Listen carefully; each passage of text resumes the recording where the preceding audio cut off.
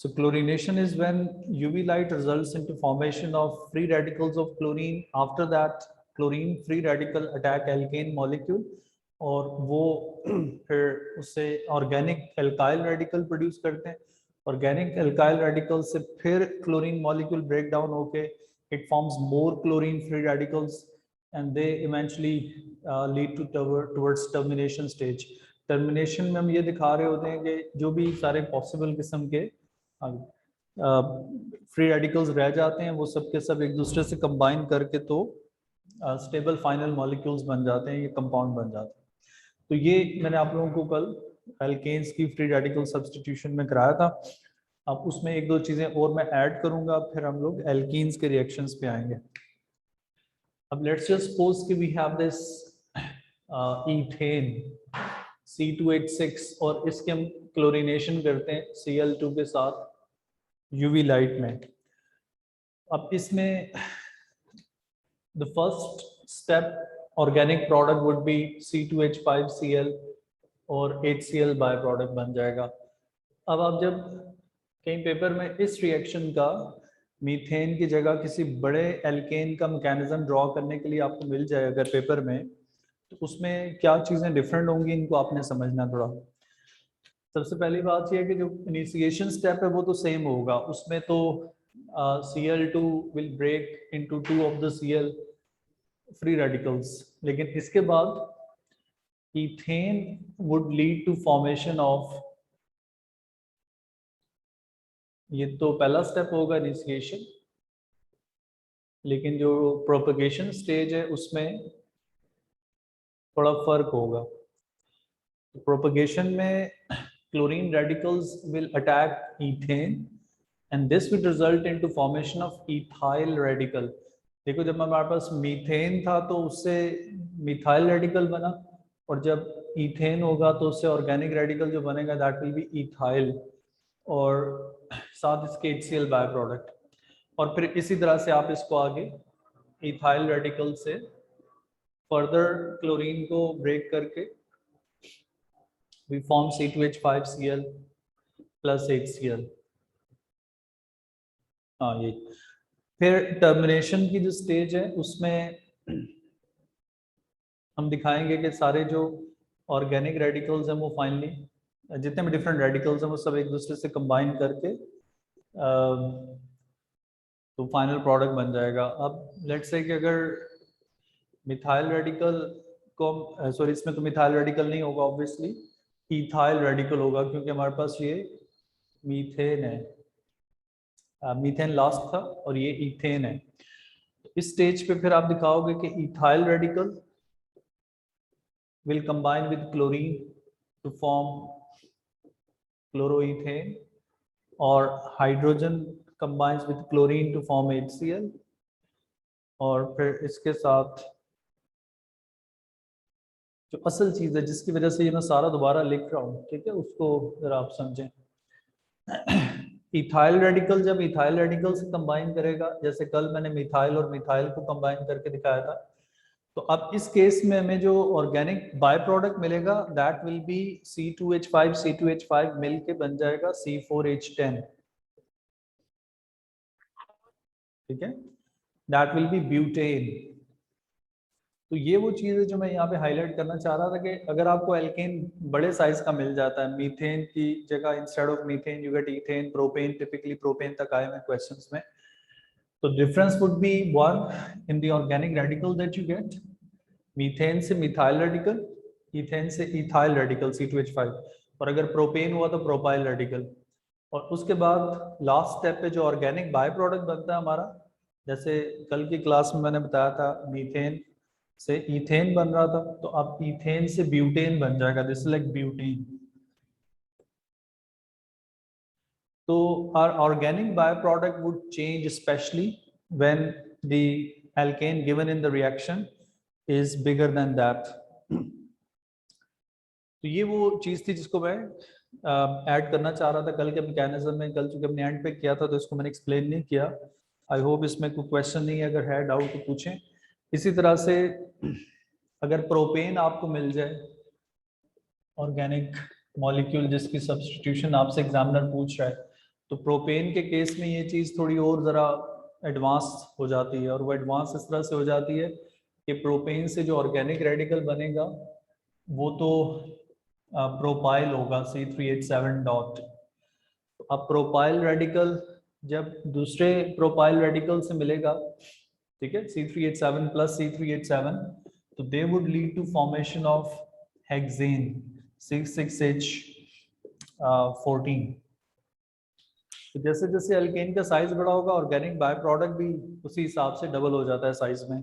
But propane के case में आपने ये चीज याद रखनी है कि इसमें आइसोमर्स भी बनना शुरू हो जाते हैं, जो एमसीक्यूज में एग्जामिनर ने पूछे हैं कुछ जगहों पे। आइसोमर्स का मतलब ये है कि अगर मैं टर्मिनल कार्बन से हाइड्रोजन निकालूं, it would be CH2 dot, इस जगह पर फ्री बॉन्ड होगा, तो जब टर्मिनल वाले कंबाइन करेंगे आपस में तो स्ट्रेट चेन हेक्सेन बनेगा।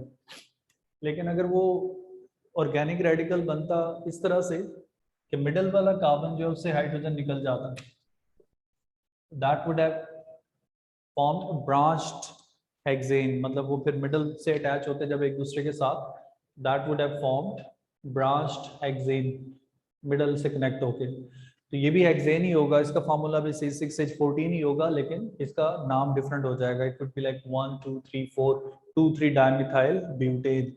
तो एमसीक्यूज में जब आप देखोगे प्रोपेन से रिलेटेड क्वेश्चन है, तो उसमें फिर एग्जामिनर C6H14 के आइसोमर्स भी काउंट करता है, and they will be like given in the option, और वो आपसे पूछ रहा होता है एग्जामिनर के which of the following isomers are possible when this reaction takes place.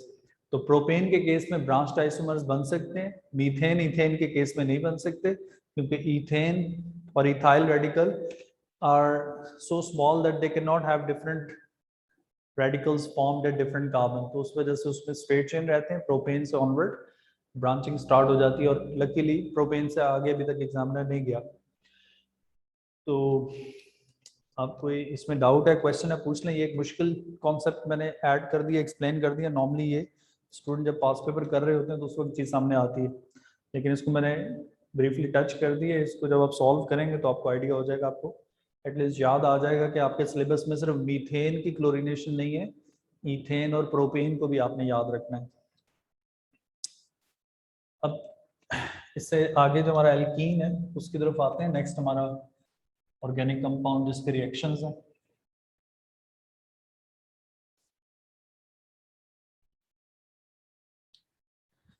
Alkenes,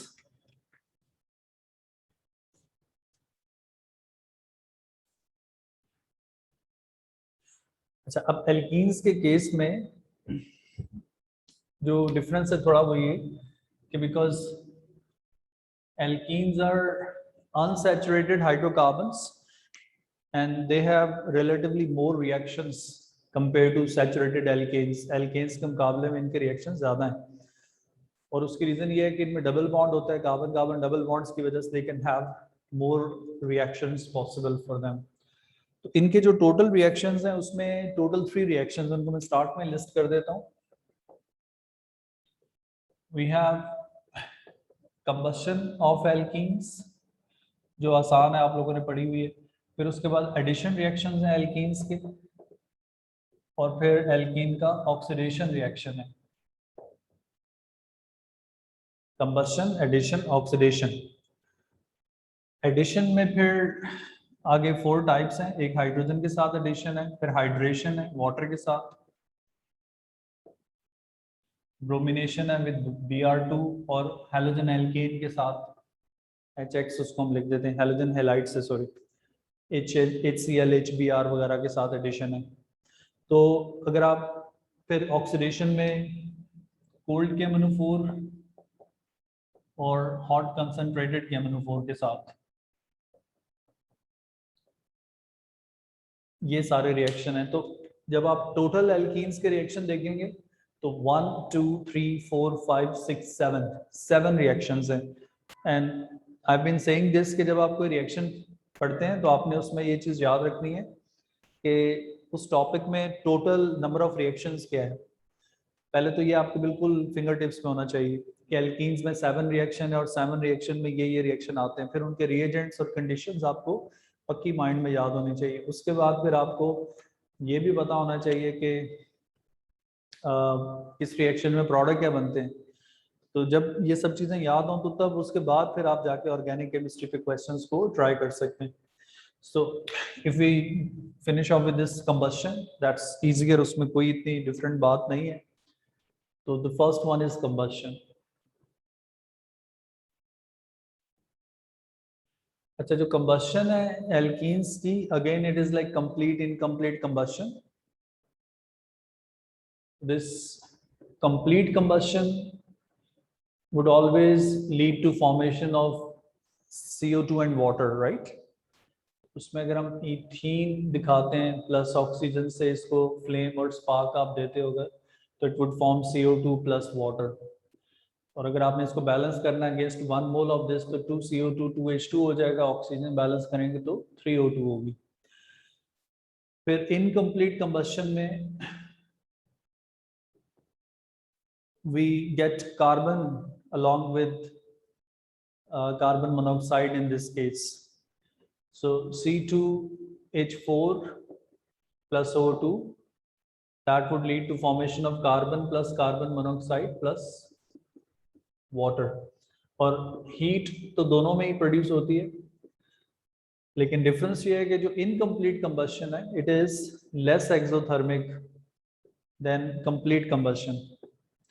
किसी भी कंपाउंड की जो कंप्लीट कंबस्शन होती है it is more exothermic, it gives out more heat, more exothermic.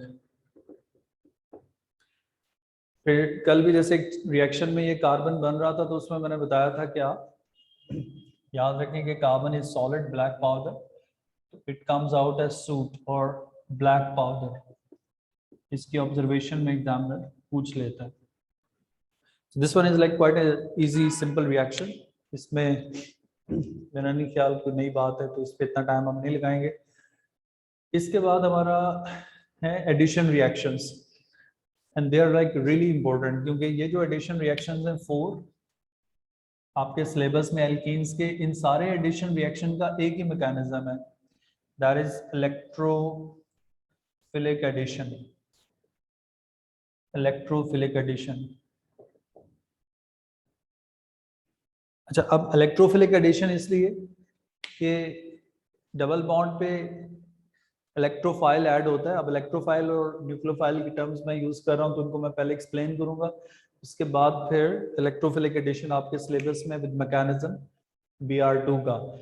Mechanism syllabus में तो ब्रोमीन का है, बट आपने याद रखना है कि कोई भी मैकेनिज्म एडिशन रिएक्शंस में से आ सकता है। नॉर्मली एग्जामिनर्स देते नहीं है, वो ब्रोमीन से रिएक्शन दे रहे, और उसकी रीजन ये है कि मैकेनिज्म वाले क्वेश्चंस में स्टूडेंट्स मिस्टेक करते हैं। ऑल्दो अभी जैसे कल हमने फ्री रेडिकल सब्स्टिट्यूशन पढ़ा, उसमें भी आपने याद रखना है कि बड़े स्पेसिफिक जगहों पे आपने बॉन्ड पे कर ली एरो, किधर डायरेक्शन होगी, इन चीज़ों पे मार्क्स कटते हैं। अगर आप उसको ठीक तरीके से नहीं बनाते तो एग्जामिनर इनमें कोई रिलैक्सेशन मार्किंग में नहीं करते बिल्कुल भी।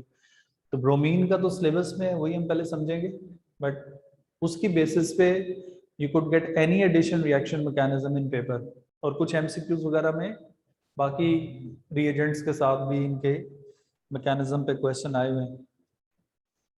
सो let's just do this electrophile nucleophile thing first, फिर हम एडिशन रिएक्शन करेंगे सेकंड।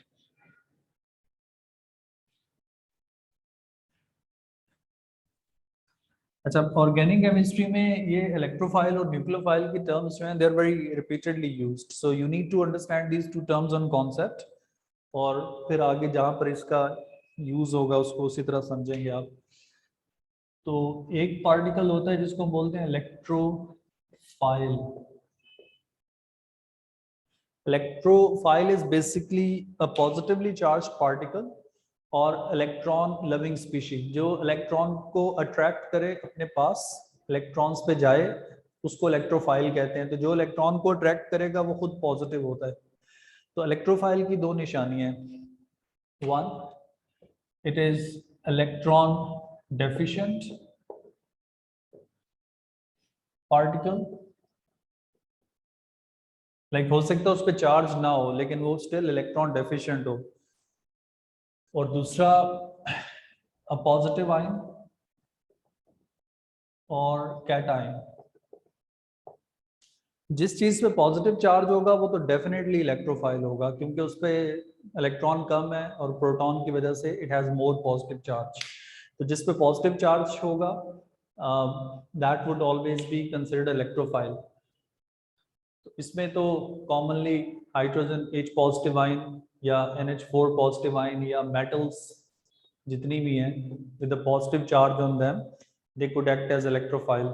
लेकिन जो इलेक्ट्रॉन डेफिशिएंट ऊपर मैंने लिखा है ये थोड़ा ट्रिकी हो जाता है। कुछ पार्टिकल न्यूट्रल होते हैं लेकिन स्टिल उनके पास इलेक्ट्रॉन कम होते हैं, और उनमें जो एग्जांपल्स आपने याद रखनी है उसमें BF3 और AlCl3 are the very common. These are neutral, BF3 और AlCl3 ओवरऑल चार्ज इन पे नहीं है लेकिन स्टिल ये इलेक्ट्रॉन डेफिशिएंट है। अच्छा, अब ये हमने डेटिव बॉन्डिंग में भी पढ़ा था कि बोरॉन का आउटर शेल कंप्लीट नहीं और वो लोन पेयर एक्सेप्ट करता है अमोनिया से।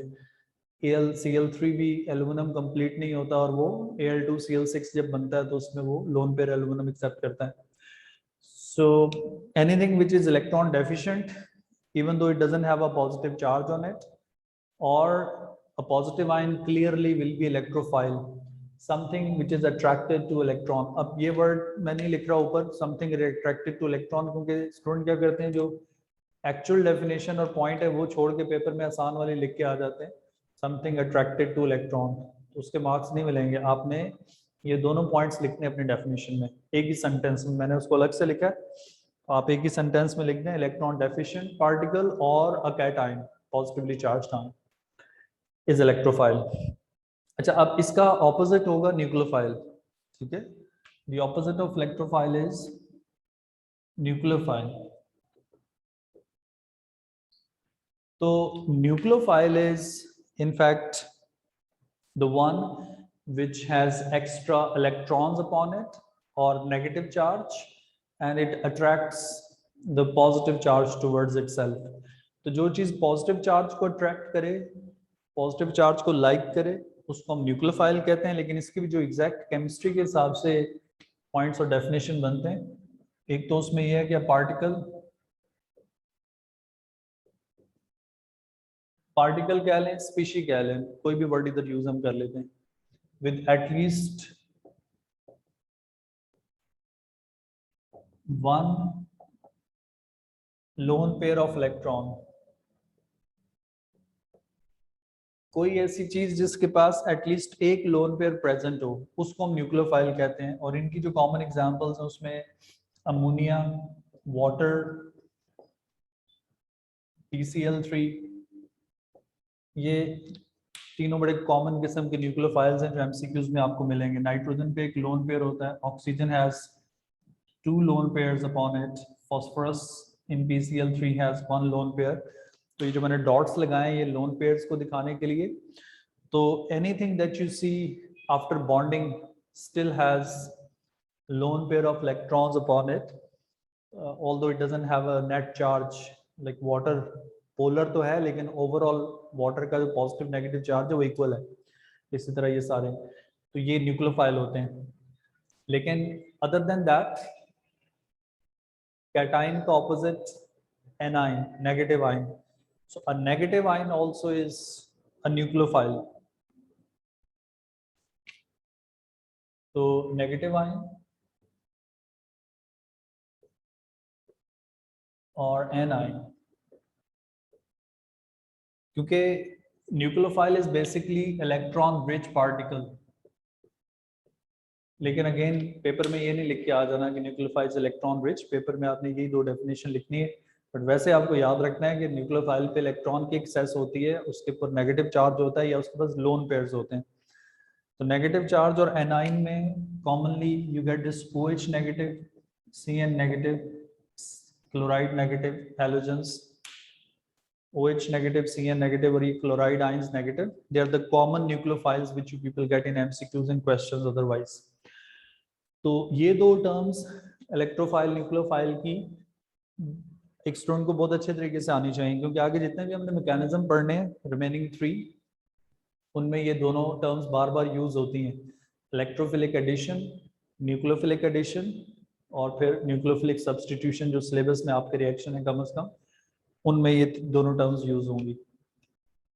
तो अब हम will come back to alkenes addition reactions, उन पे आते हैं वापस।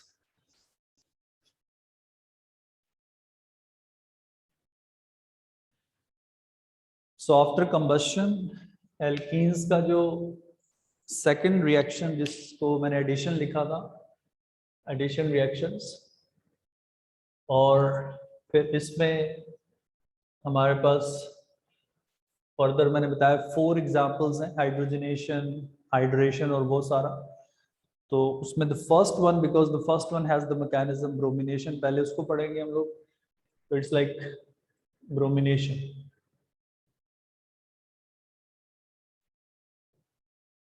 अब ब्रोमिनेशन आप लोगों ने ओ लेवल से पढ़ रहे हैं कि when alkenes are treated with bromine water तो they result into formation of halogen alkanes, right. अगर मैं इसकी नेट इक्वेशन लिख दूं पहले, तो जैसे अगर C2H4 है, अगर ये ब्रोमीन से रिएक्ट करता है, ब्रोमीन वाटर से, तो it doesn't need any heat, room temperature पे ये रिएक्शन हो जाता है। It leads to formation of C2H4Br2। मतलब जो एल्कीन है उसके साथ ही आपने मॉलिक्यूल ऐड कर देना है, इट्स लाइक एडिशन रिएक्शन। और अगर इसको डिस्प्लेड फॉर्म में हम ड्रॉ कर दें, ethene when it reacts with Br2, ज़्यादा जल्दी मुझे तो होगा ये कि जो डबल बॉन्ड है ये ब्रेक करके सिग्मा पाई बॉन्ड हमने लास्ट चैप्टर पर पढ़ा था, तो डबल बॉन्ड में से जो सिग्मा बॉन्ड है that is the weaker bond, वो ब्रेक हो जाता है और दोनों कार्बन एटम्स के ऊपर एक एक ब्रोमीन आके ऐड हो जाएगा। So this would lead to formation of CH2Br CH2Br। अच्छा, अब इसमें जो चीज़ें कॉमन एग्जामिनर आपसे पूछ रहा होता है MCQs वगैरह में, तो वो कुछ इस तरह से है कि अगर आपसे एग्जामिनर ये कहते हैं कि एल्कीन्स का जो बॉन्ड एंगल और शेप है after bromination that changes in product, तो ये 120 डिग्री से ट्राइगोनल प्लानर से आगे फिर टेट्राहेड्रल पे चला जाएगा, क्योंकि जब हमारे पास 4 बॉन्ड पेयर होंगे तो ये टेट्राहेड्रल, पहले 3 बॉन्ड पेयर लोन पेयर नहीं था, तो ट्राइगोनल प्लानर। तो addition reaction of alkenes leads to change in shape and angle of the molecule in the product side, ठीक है। ये स्टेटमेंट अगर आप कहीं पेपर में देखते हैं तो ये ठीक स्टेटमेंट है। अब इसका मैकेनिज्म जो पेपर में है, जो आप पेपर में ड्रॉ करेंगे, उसको भी मैं एक्सप्लेन करता हूँ।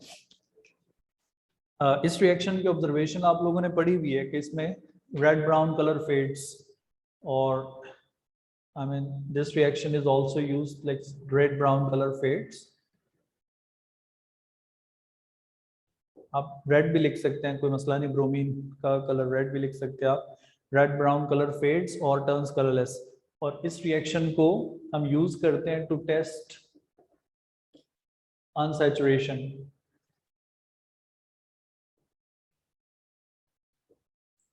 अनसैचुरेशन को टेस्ट करने के लिए कि अगर किसी कंपाउंड में डबल बॉन्ड प्रेजेंट है, उसके लिए हम ये रिएक्शन यूज करते हैं। इसमें alkanes do not react with bromine water, whereas alkenes can.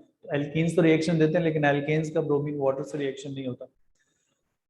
अब इसका जो मैकेनिज्म है वो, जैसे मैंने कहा कि एल्कीन्स के सारे रिएक्शन, जितने भी एडिशन रिएक्शंस हैं, देयर ऑल इलेक्ट्रोफिलिक एडिशन। तो ब्रोमिनेशन का मैकेनिज्म आप पहले समझेंगे, उसके बाद वही सब पे रेप्लिकेट होता है, डिफरेंस नहीं है। सो आफ्टर दैट ब्रोमिनेशन का मैकेनिज्म,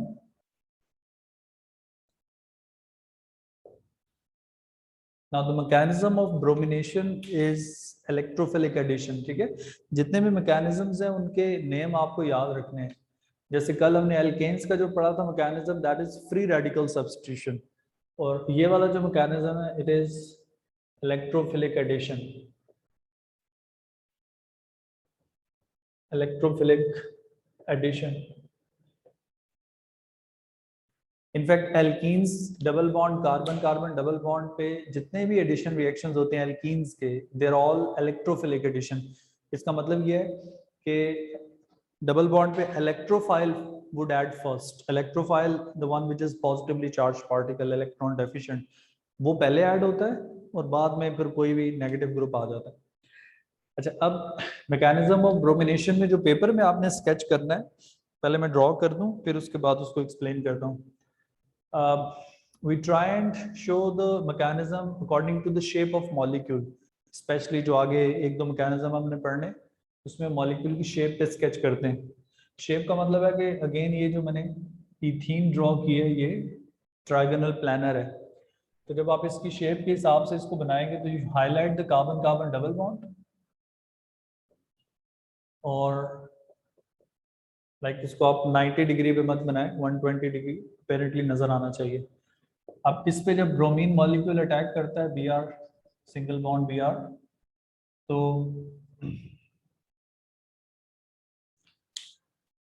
अब मैं इस पे पोलैरिटीज एक दफा मैं इसको स्केच कर लेता हूँ, फिर मैं इसको एक्सप्लेन करूंगा. जो लोग नोट कर रहे हैं वो लिख लें पहले साथ. This would be delta negative, delta positive. तो पाई बॉन्ड के डबल बॉन्ड से एरो आप ब्रोमीन नेगेटिव की तरफ पॉइंट आउट करोगे क्लियरली, और फिर इसका जो नेगेटिव बॉन्ड का एरो है कंप्लीट कर ली arrow, you would point it out towards the negative bromine, or this would lead to formation of intermediate, that is CH2Br and Br negative. इसको थोड़ा सा मैं रेज कर दूं ताकि ये क्लियर हो जाए.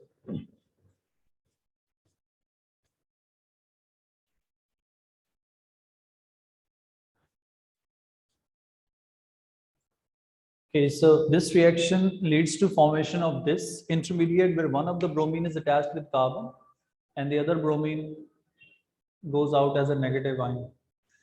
और फिर next stage पे ये bromine आके positive carbon पे attach होता है, तो आप lone pair से arrow दिखाएंगे clearly towards the positive carbon, and this would lead to formation of the final or stable product, that is CH2Br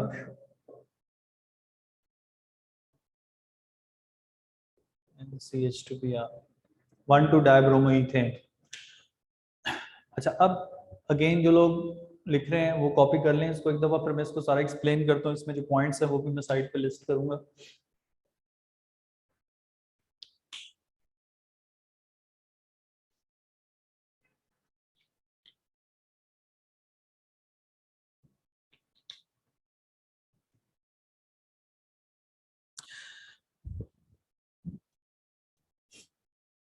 sir एक क्वेश्चन है. जी जी मैडम पूछें. सर वो जो एडिशन रिएक्शन का लास्ट वाला जो HX वाला है वो हेलोजेंस के लिए है? हाँ, वो हेलोजन एल्केन, जो हेलोजेंस हैं उनको हम केमिस्ट्री में X इंडिकेट करते हैं, क्लोरीन ब्रोमीन आयोडीन. तो when you see this HX anywhere in MCQs specially, तो it could be HCl, HBr, HI. Halogen halide हम कहेंगे इसको. तो HX for any of these molecules, hydrohalogenation भी इसको हम कहते हैं.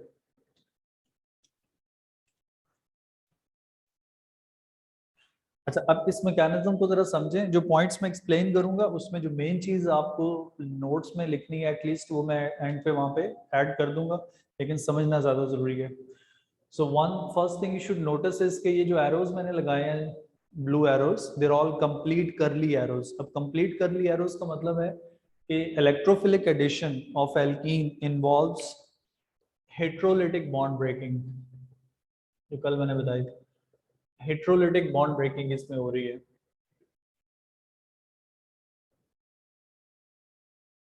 ठीक है, ये चीज पहले आपने याद. वैसे भी कल भी मैंने बताया था कि द ओनली हाफ करली arrow mechanism you people have in your syllabus is this free radical substitution, जो कल हमने क्लोरीनेशन पढ़ा था मीथेन का.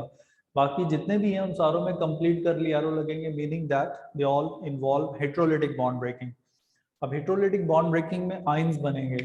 तो अब जैसे ये कार्बन पॉजिटिव है, इस पे क्लियर पॉजिटिव आयन है, चार्ज है, तो इन बिटवीन ये पॉजिटिव आयन बन रहा है, और इसके साथ ये नेगेटिव ब्रोमीन बन रहा है, ब्रोमाइड आयन बन रहा है. So what is happening here?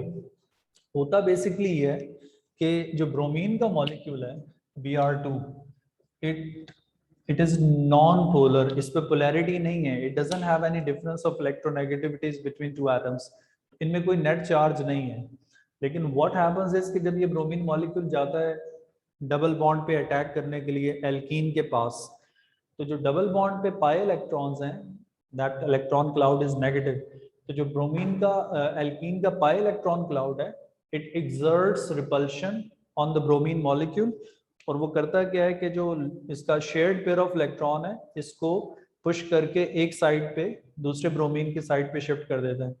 So the repulsion caused by the pi bond causes this bromine molecule to turn into a polar molecule। पहले नॉन पोलर था, अब पोलर हो गया। पोलर कैसे हो गया कि ब्रोमीन का इलेक्ट्रॉन क्लाउड जब इस पे शिफ्ट होगा तो ये bromine delta negative, slight negative, ये पॉजिटिव हो जाएगा। तो this polarity is caused by pi bond, ठीक है, ये मैं लिख दूंगा। अच्छा, जैसे इस पे पोलैरिटी आती है तो उस पे डेल्टा पॉजिटिव डेल्टा नेगेटिव आप लिखोगे, पॉजिटिव नेगेटिव नहीं लिख सकते। अगर आपने डेल्टा का साइन ये नहीं लगाया साथ तो ये इनकरेक्ट हो जाएगा। Discrete positive negative charge ionic compound पे होता है, ये कोवलेंट है। अच्छा, अब जब ये रिपल्शन बहुत ज्यादा बढ़ जाती है तो ये ब्रोमीन मॉलिक्यूल का जो बॉन्ड है ये ब्रेक हो जाता है हेट्रोलिटिकली, मीनिंग ये दोनों इलेक्ट्रॉन ये ब्रोमीन लेके चला जाएगा। तो जब ये दोनों इलेक्ट्रॉन ब्रोमीन ये लेके जाएगा, दोनों इलेक्ट्रॉन में एक इलेक्ट्रॉन इस ब्रोमीन का और एक इसका अपना है, तो this bromine gets negative charge and the other bromine which is positive, the electrophilic bromine, positive वाला ब्रोमीन, वो जाके डबल बॉन्ड पे अटैच हो जाता है, ब्रेक करके उसको पहले किसी एक कार्बन पे। तो जब इन दोनों कार्बन में से आपने इस ब्रोमीन को लेट से मैंने ऊपर वाले पे अटैच कर दिया, तो नीचे वाला जो कार्बन है दैट गेट्स पॉजिटिवली चार्ज, क्योंकि इसका जो इलेक्ट्रॉन पेयर है, पाई बॉन्ड वाला इलेक्ट्रॉन पेयर, वो इसके साथ बॉन्डिंग में ऊपर वाले कार्बन ने यूज कर लिया। So this carbon loses its electron to this carbon bromine bond that brings positive charge on it। तो अब जब ये पॉजिटिव है ये नेगेटिव है, तो ये ब्रोमीन आके आराम से इसके साथ इधर बॉन्डिंग करेगा, आपका मॉलिक्यूल स्टेबल बन जाता है। तो इसमें 2-3 पॉइंट्स मैं पहले लिख दूं, फिर आप लोग इस पे क्वेश्चन पूछें। वन, क्योंकि ये mechanism is like this is one of the mechanisms which come not only for drawing and sketching but it also comes for description, कि इसको एक्सप्लेन भी करें इसमें क्या हो रहा है। बाकी भी आ सकते हैं एक्सप्लेनेशन के लिए, जैसे इनिशिएशन है, प्रोपगेशन है, तो आप इनिशिएशन में बताओगे कि यूवी लाइट से उसके फ्री रेडिकल्स बनते हैं और पहले सारा कुछ होता है आगे। सो इसमें जो पॉइंट्स आपको लिखने हैं वो ये कि due to repulsion caused by pi electrons of alkene, bromine gets polarized। ये क्वेश्चन आता है, explain what is the cause of polarity on bromine, कि ब्रोमीन क्यों पोलर हो रहा है। तो आप बताओगे कि पाई इलेक्ट्रॉन क्लाउड इनिशियली उस पर रिपल्शन कॉज करता है, उससे वो पोलराइज होता है। अच्छा, अब एक क्वेश्चन एग्जामिनर इसमें ये भी पूछता है कि electrophilic addition involves formation of organic intermediate. ये जो ऑर्गेनिक इंटरमीडिएट इधर बन रहा है, ये वाला जो स्टेबल नहीं है, इसको हम कार्बोकैटाइन भी कहते हैं। इट इज कार्बोकैटाइन और ऑर्गेनिक इंटरमीडिएट।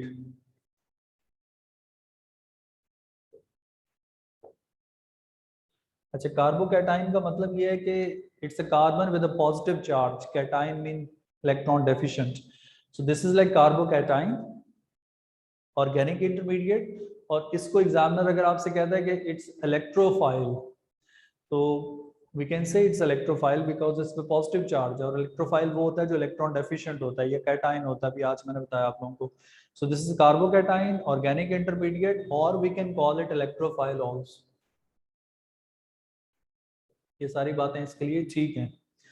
तो इसमें मैं यहाँ इसको पॉइंट को लिख देता हूँ कि द ऑर्गेनिक इंटरमीडिएट फॉर्म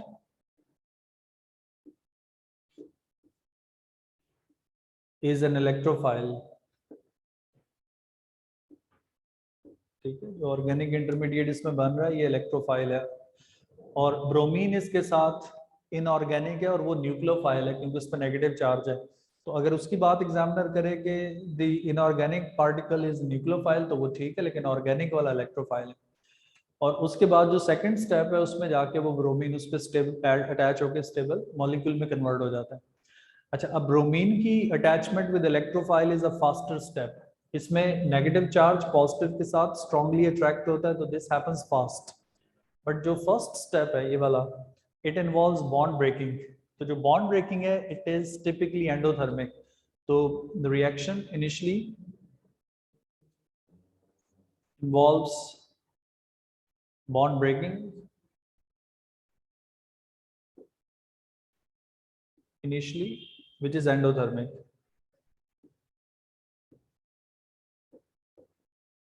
लेकिन उसकी जो एक्टिवेशन एनर्जी है वो इतनी हाई नहीं है कि उसको आपको कोई हीट करना पड़े। आप हीट करेंगे तो reaction will be much faster, but otherwise the activation energy required for that endothermic phase even comes from the room temperature even. लेकिन स्टिल बॉन्ड ब्रेकिंग किसी भी जगह आप देखो हो रही है तो वो एंडोथर्मिक ही होगी। बाकी it is heterolytic. Why do we call it electrophilic addition? Because इसमें पॉजिटिव ब्रोमीन एडेड फर्स्ट। दोनों नेगेटिव और पॉजिटिव ब्रोमीन में जो पॉजिटिव वाला ब्रोमीन है वो पहले ऐड हुआ, उसके बाद नेगेटिव वाला आया, तो इसको इसलिए हम इलेक्ट्रोफिलिक एडिशन कहते हैं। अब आप लोग इस पे कोई क्वेश्चन है तो पूछ लें, क्योंकि 2 मिनट रह गए, मैंने चाह रहा कि मैं ही बोलता रहूं। बाकी जितने भी एडिशन रिएक्शन है, हाइड्रोजनेशन, हाइड्रेशन, वो सारे इसी मैकेनिज्म पे होते हैं, ठीक है। लेकिन स्टिल उनके साथ मैं कल आपको इसकी कोई एक रिविजन भी बताऊंगा। लाइक अगर लेट्स से मेरे पास ब्रोमीन की जगह इस जगह पर वाटर हो, H2O, तो water is already polar, it's not non polar like bromine. तो वाटर में पोलैरिटी इस तरह है कि हाइड्रोजन पॉजिटिव, OH नेगेटिव है।